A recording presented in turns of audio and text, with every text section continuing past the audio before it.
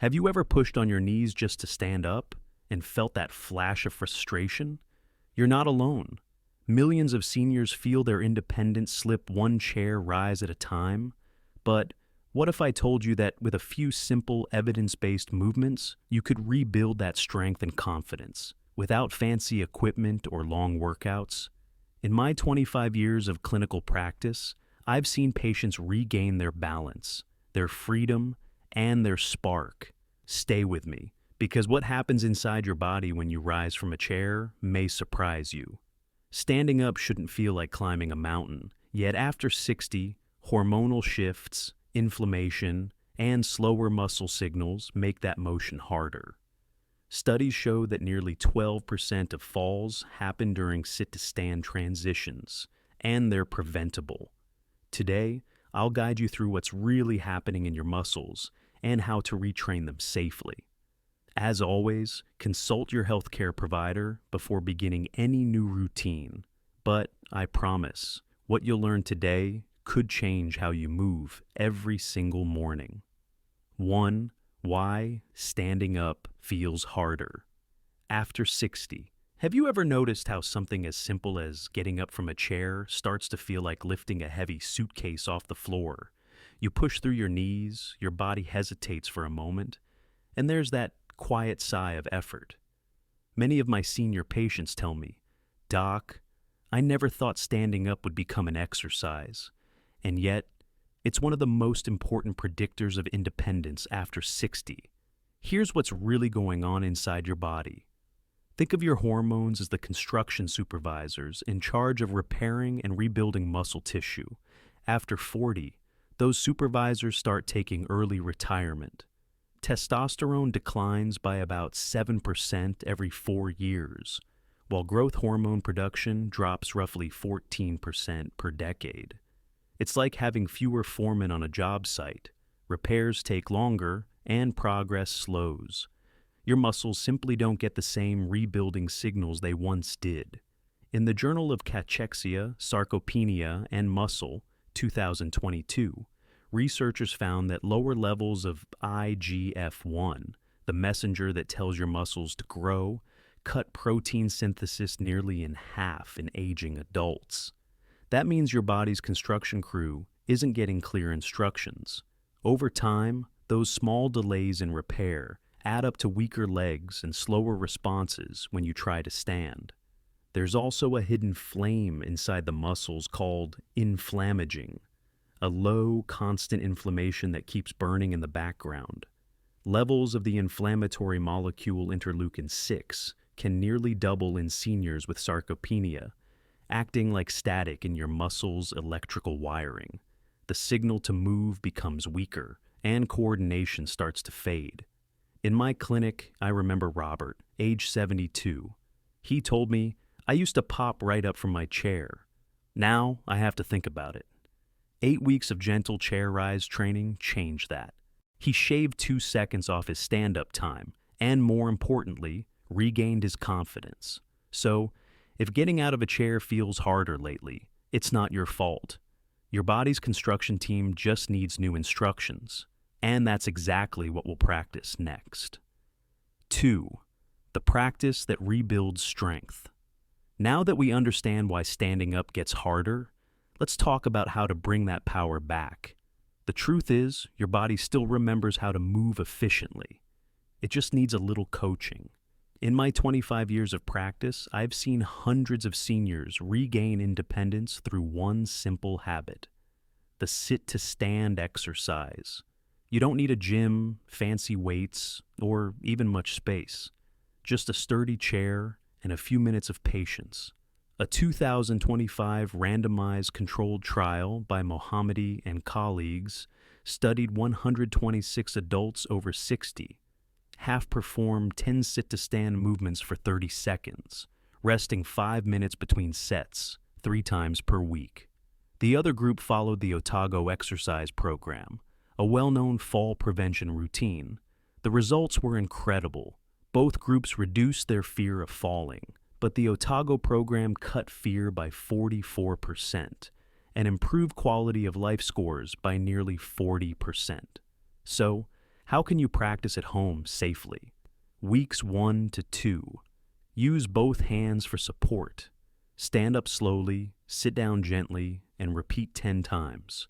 Weeks 3 to 4. Use one hand. Focus on control, not speed. Weeks 5 to 6. Rise hands free, keeping your chest tall and feet shoulder width apart. Weeks 7 to 8. Add variation. Try narrower or wider stances to challenge your balance. Each rise and descent is more than just exercise. Think of it as a message to your nervous system. We're still strong, we're still steady. Gonzalez Bautista et al., 2022, found that even a 1-second improvement in chair stand time each year can protect against disability. I often tell my patients, strength is built one repetition at a time, but confidence comes the moment you realize you can do it. So here's a gentle challenge. Pause this video, find a safe chair, and try 3 slow stand-ups with me. Feel your legs working, that gentle burn, that's your independence waking back up. Next, we'll talk about how to feed those muscles so every practice session truly counts. 3. Nutrition that powers the chair. Rise after we move, we must rebuild, and that rebuilding starts with what's on your plate.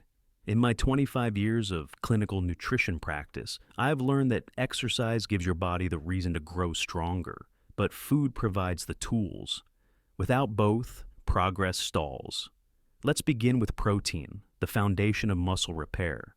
Research consistently shows seniors need between 1.2 and 1.6 grams per kilogram of body weight daily, more than younger adults. Why? Because our muscles become less responsive to protein signals with age. Think of your muscles as construction sites that now require louder instructions.